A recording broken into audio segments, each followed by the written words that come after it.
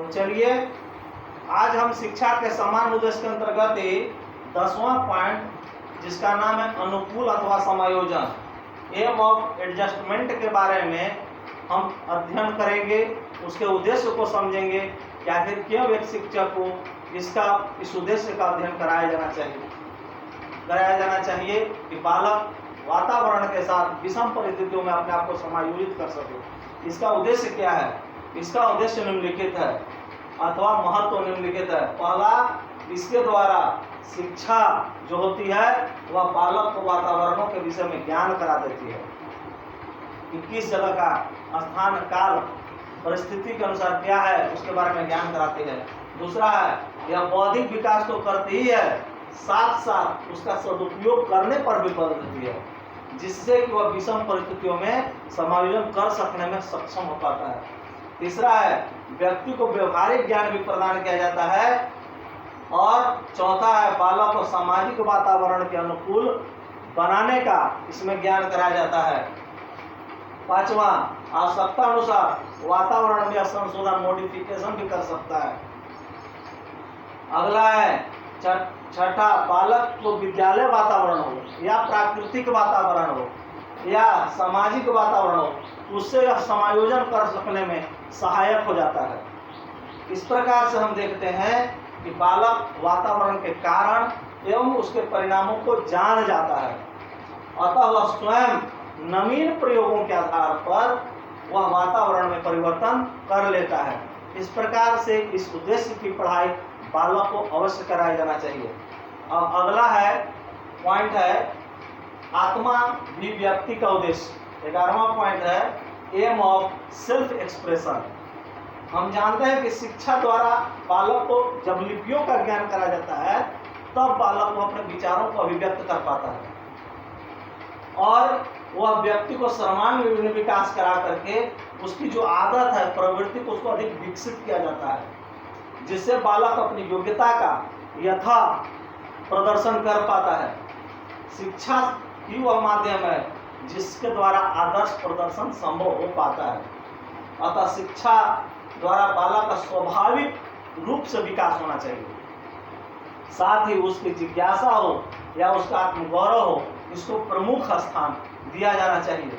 अन्यथा बालक स्वाभाविक विकास नहीं कर पाएगा, स्वाभाविक रुक जाएगा और उसके मानसिक असंतुलन पनपने की स्थिति आ जाती है। इस संबंध में रेमंड महोदय कहते हैं कि उपचार रूप में स्वतंत्र आत्म प्रदर्शन का उपयोग अंत में अपने स्वयं को उद्देश्य को नष्ट कर देगा।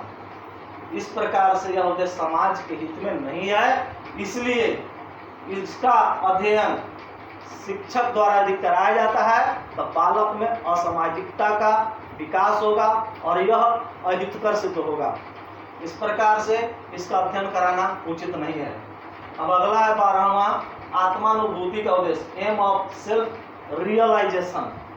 हर एक बालक को अपने स्वयं के अंदर जो गुण है उसको प्रदर्शन करने का मौका मिले, लेकिन यह मौका तब मिलेगा जब वो पहचान पाएगा कि हमारे अंदर कौन कौन से गुण हैं।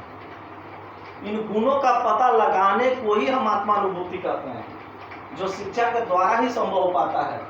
जिससे कि बालक अपने विषय में जान जाता है कि हम में क्या गुण है और हमारे में कहाँ कमी है और उसको हम किस प्रकार से उसको कम कर सकते हैं, ताकि अपनी क्षमताओं को, अपनी रुचियों को हम बढ़ावा दे सकें। इससे कि आध्यात्मिकता को बल मिलता है, जिससे कि विचारों में शुद्धता आ जाती है और बालक में सर्वोत्तम गुणों का विकास होता है। यह इसका होना चाहिए अध्ययन। अब अगला है पॉइंट अवकाश के उपयोग का उद्देश्य। हम जानते हैं जैसे जैसे मानव सभ्यता का विकास होते गया तो औद्योगिकी प्रौद्योगिकी का युग आने के कारण मानव अपने कार्य को कम समय में ही करने लगा।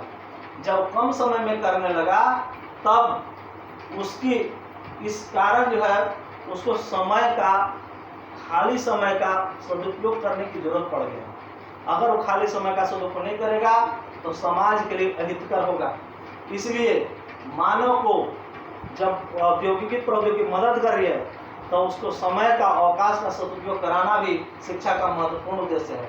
इस प्रकार से हम देखते हैं कि खाली समय में शिक्षक द्वारा बालक को रचनात्मक कार्यों में प्रशिक्षण देना चाहिए।